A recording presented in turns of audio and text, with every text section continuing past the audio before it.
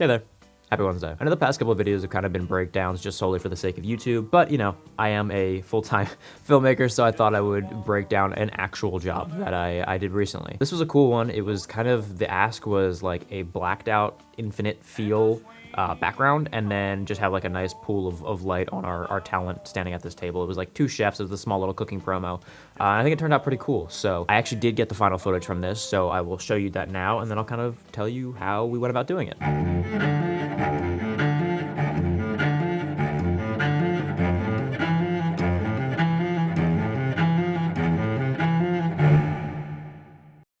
So yeah, that's what we got. I think it turned out pretty nice. The client was happy, production was happy, so I did my job. To get started here, when we first got to location, the first thing that I got set up was kind of our key light rig.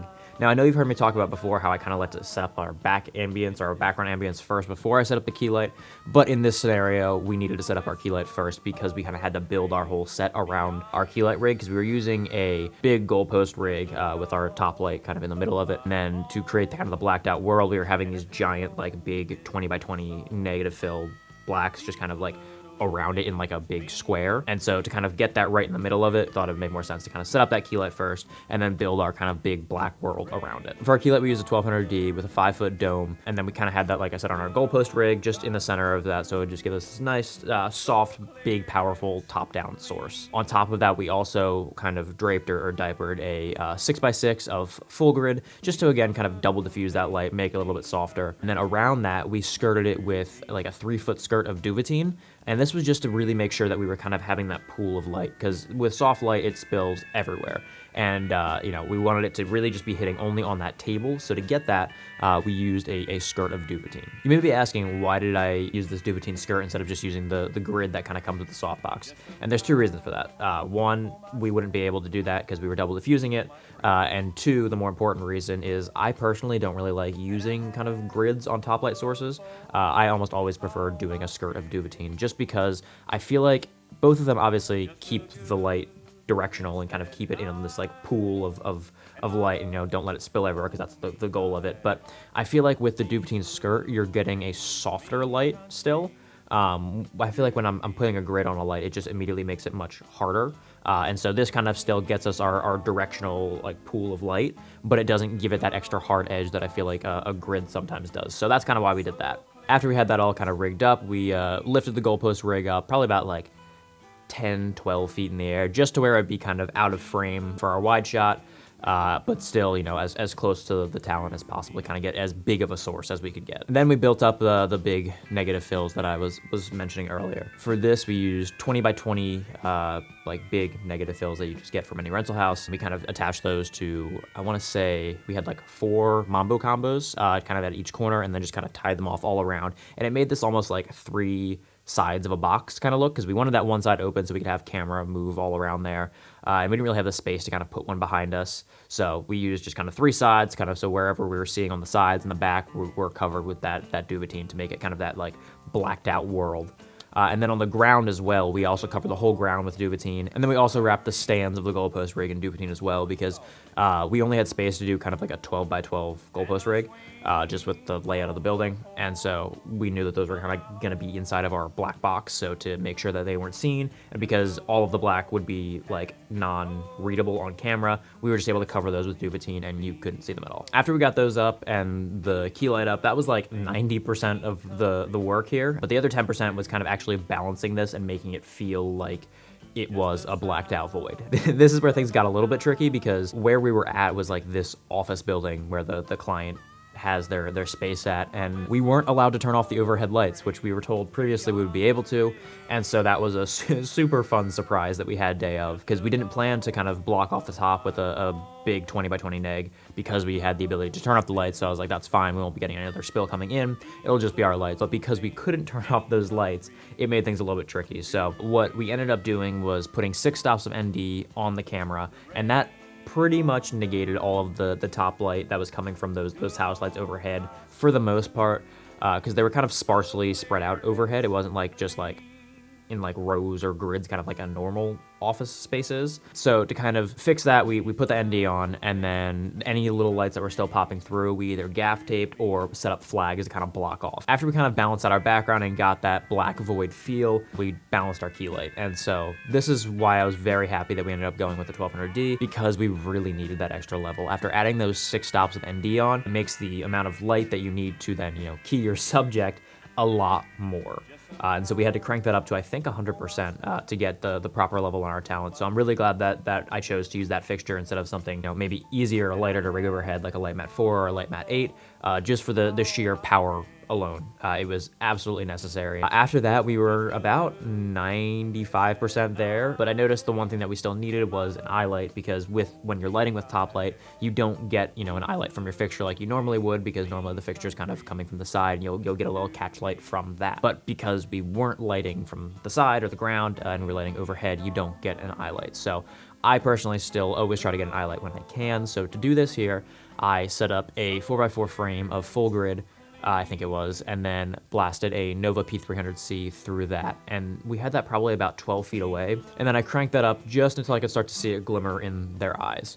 And that's one of the cool things about kind of working with a ton of ND on your camera, is the light levels that you need to actually be visible on camera is a lot more. So you can dial in an eye light really easily without having it affect the light on your talent's face. Because I'm sure you've done it before where you're lighting at, 800 ISO with no stops of ND at like a 2.8 or maybe even a 1.8, and anytime you add any little bit of light, you're going to see that change across your subject's face.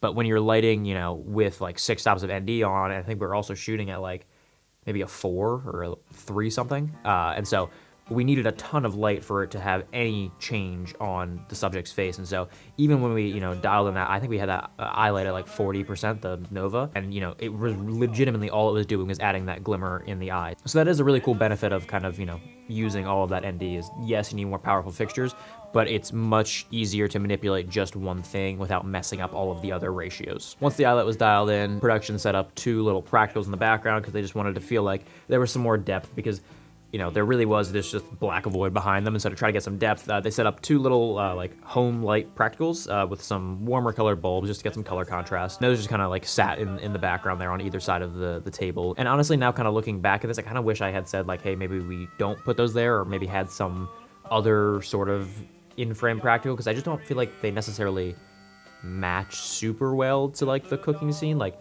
maybe if it was more like a light that you'd find in a kitchen, like one of those kind of like overhead bar lights, or like like silver can light with the bulbs in it, like something that just made it feel more industrial kitchen-y rather than like 2 like home lights. I think this still works and it looks nice and the client was happy, so like that's the main thing.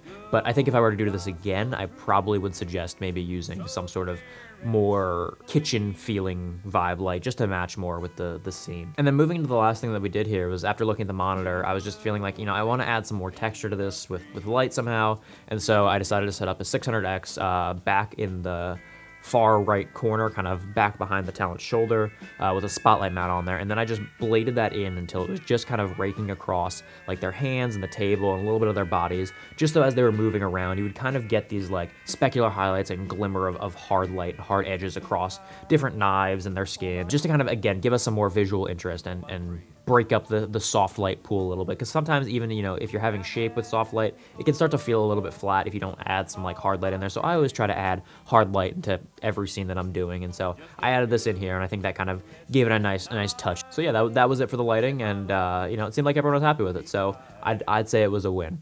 But kind of talking about a couple of the things that I would do differently next time if I had to do this exact same thing again.